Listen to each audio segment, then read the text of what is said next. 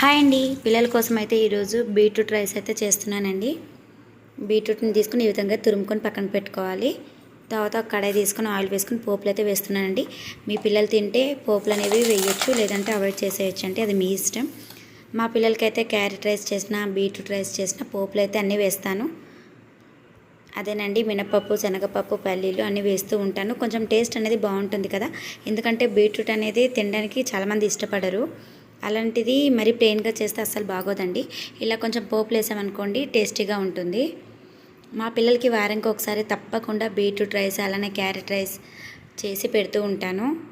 ఇంటి దగ్గర తినరు కాబట్టి స్కూల్లో లంచ్ బాక్స్గా పెట్టామనుకోండి, తప్పకుండా పిల్లలు తింటారు. మా బాబుకి బీట్రూట్ రైస్తో పాటు కొంచెం కర్డ్ రైస్ అయితే పెట్టానండి.